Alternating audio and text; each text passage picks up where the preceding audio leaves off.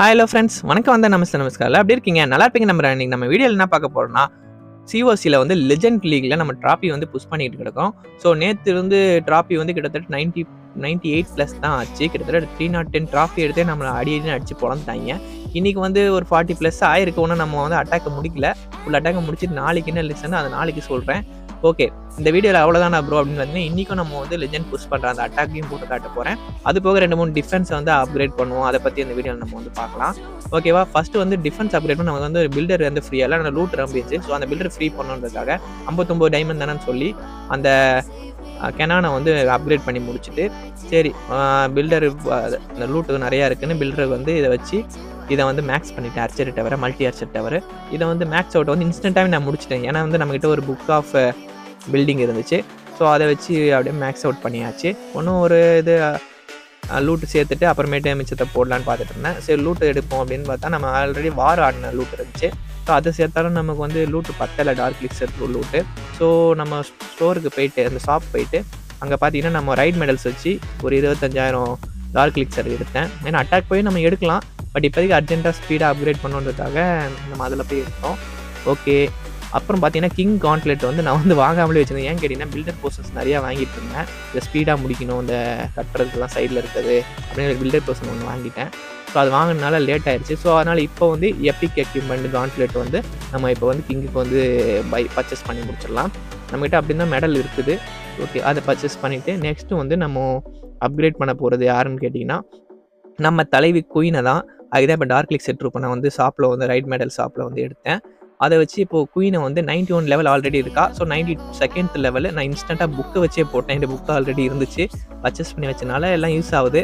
சரி அவ்வளோதான், 92 லெவல் தானே முடிஞ்சான்னு பார்த்தீங்கன்னா அப்படிலாம் கிடையாது. ஒன்றும் டார்க் எலிக்சர் ஃபில் பண்ணுறது இருந்துச்சு. அதை வச்சு மறுபடியும் குயினை வந்து லெவல் 93க்கு வந்து இன்ஸ்டண்ட்டாக, அதுக்கும் ஒரு புக்கும் வச்சுருந்தேன்.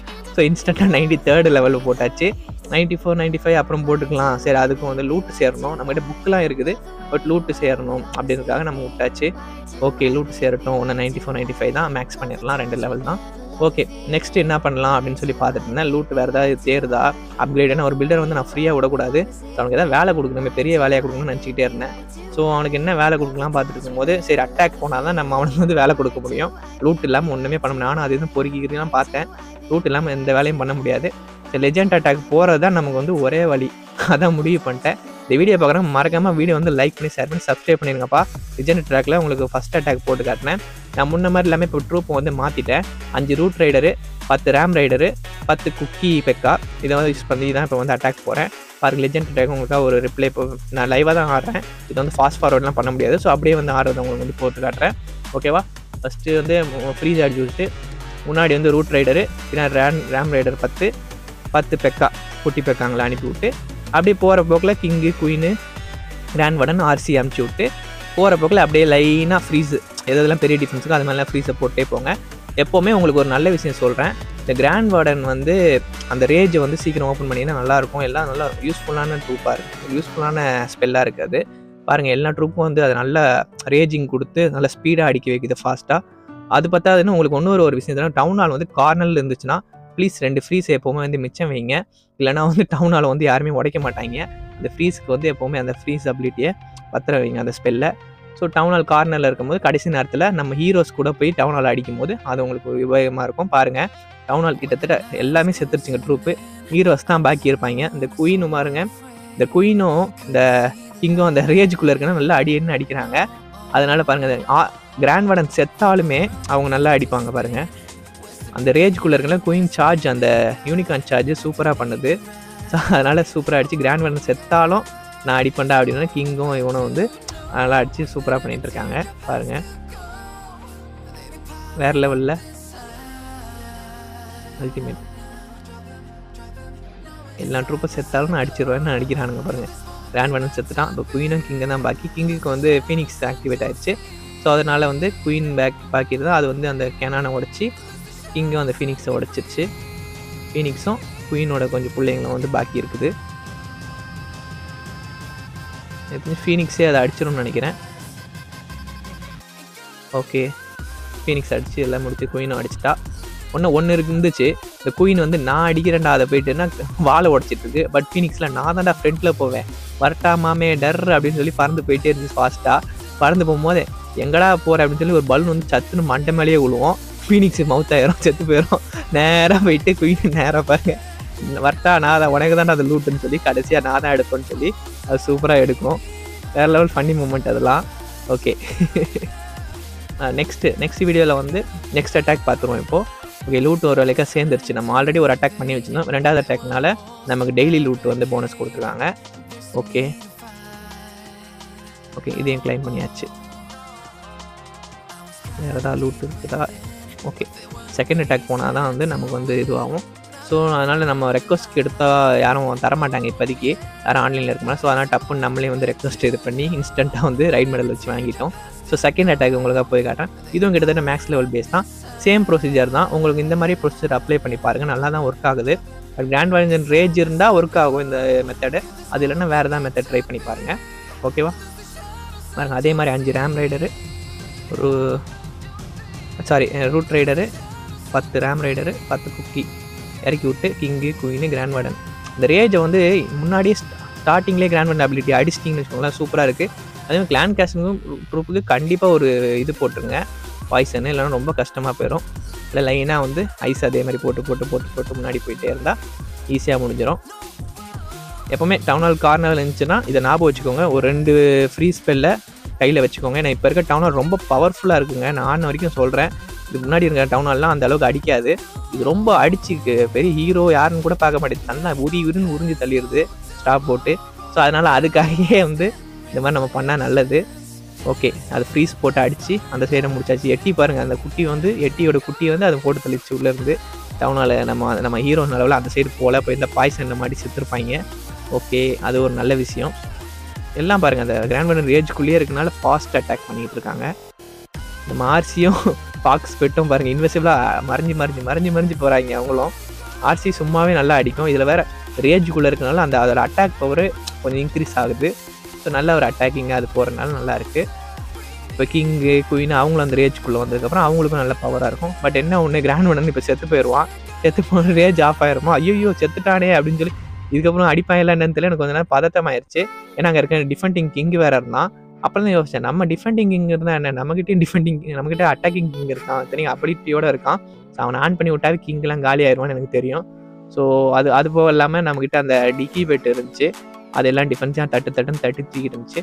சரி ரொம்ப டைம் ஆயிடுச்சு, இதுக்கப்புறம் டைம் ஆயிரும் அபிலிட்டி ஆன் பண்ணலான்னா டைம் ஃபெயில் ஒரு மேட்ச் ஆச்சு. அந்த ஒரு பயத்தில் வந்து என்ன பண்ணிட்டேன், டைம் ஃபெயில் ஆகிடக்கூடாதுன்றதுக்காக டப்புன்னு அபிலிட்டி ஸ்டார்ட் பண்ணி அட்டாக் வந்து ஈஸியாக முடிச்சிட்டேன். பாருங்கள் இந்த அட்டாக்லேயும் வந்து நம்ம வெற்றிகரமாக வந்து 3 ஸ்டார் போட்டாச்சு, பார்த்துக்கோங்க.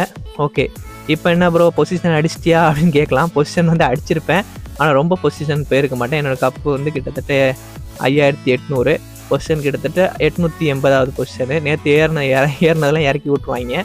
ஸோ அதனால தான் சரி இன்னொரு அட்டாக் போகணும் அப்படின்னு பார்த்துட்டு இருந்தேன். சரி அந்த அட்டாக் போகிறதுக்கு முன்னாடி எல்லா அட்டாக்கையும் ஸ்கிப் பண்ணிட்டேன், ஆனால் 5 அட்டாக் பேலன்ஸ் இருந்துச்சு. ஸோ கடைசி அட்டாக் மட்டும் காட்டுவோமேனு கடைசி அட்டாக் காமிச்சேன். எல்லா அட்டாக் காட்டினா லேட் ஆயிரும், சரி கடைசி அட்டாக் மட்டும் காட்டிட்டு இந்த வீடியோ வந்து நான் முடிக்கலாம் அப்படின்னு பார்த்தேன். அதுலேயும் 3 ஸ்டார் வாங்கி கடைசி அட்டாக்கையும் நான் வந்து முடிச்சிட்டேன் பாருங்கள். ஓகே கிட்டத்தட்ட எல்லா அட்டாக்கும் முடிச்சு நம்ம இப்போ பொசிஷன் வந்து 142 பொசிஷன் வந்து அடிச்சிட்டோம்.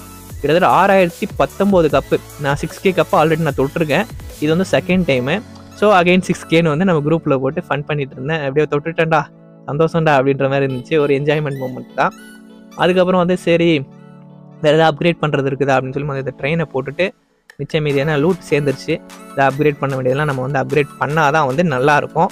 ஸோ அதை அப்கிரேட் பண்ணி ஆகணுமே, என்னடா இருக்குதுன்னு சொல்லி தேடிக்கிட்டே கிடந்தேன். பாருங்கள் லெஜெண்டில் இன்றைக்கி நான் எவ்வளோ கப் அடிச்சிருக்கேன்னு மட்டும் பாருங்கள். கிட்டத்தட்ட 142 பொசிஷனு 619 கப் அடிச்சிருக்கேன். பட் நம்ம டெய்லியில் எவ்வளோ அடிச்சிருக்கோம் அப்படின்றத நான் காட்டுறேன் பாருங்கள். இதில் ஏதாவது ட்ரூப்பையும் நான் மேக்ஸ் பண்ணிட்டேன், நிறைய ட்ரூப் மேக்ஸ் பண்ணிட்டேன். ஹீரோஸ் கொஞ்சம் இருக்காங்க, இன்னும் கொஞ்சம் ட்ரூப்ஸ் கிடக்குது. இவங்க எல்லாத்தையும் நம்ம இது பண்ணால் தான் இந்த ஐடியா வந்து ஃபுல் மேக்ஸ் பண்ண முடியும். கூடிய சீக்கிரம் எனக்கு தெரிஞ்சு 2 மந்த்லேயே மேக்ஸ் பண்ணிடலாம்னு நினைக்கலாம். நம்ம இந்த ஃபாஸ்ட்டில் போனால் 2 மந்த்லேயே முடிச்சிடலாம்.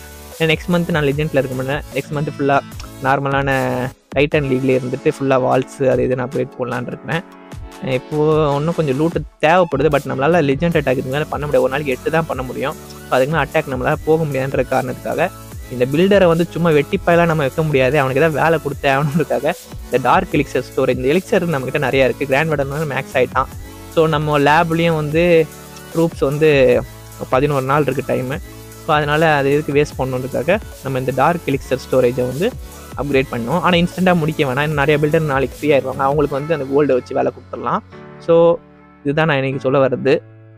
ஓகே, இன்றைக்கி வேறு என்னாவது கிளைம் பண்ண முடியுதான்னு பார்ப்போம்.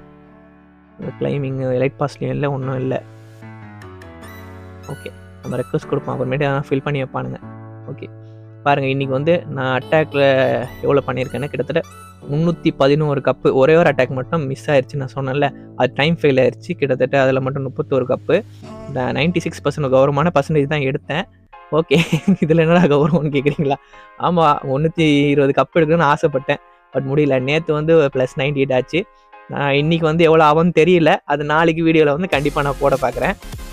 ஓகேவா, பார்த்துக்கோங்க. நேற்று அடிச்சதில் நிறைய டிஃபெண்ட் ஆச்சு என்னோடய பேஸு. நிறைய பேர் 40 மைனஸ் ஆச்சுன்னு கேள்விப்பட்டேன். பட் எனக்கு வந்து அட்லீஸ்ட் 40 மைனஸ் ஆகாமல், ஏன்னா இப்போ நியூ ட்ரூப் எல்லாம் யூஸ் பண்ண ஆரம்பிச்சிட்டாங்க. ஸோ 40 மைனஸ் பயத்துலேயே இருந்தானே, அப்போ ஆடி எதுக்கும் யூஸ் இல்லையேன்னு.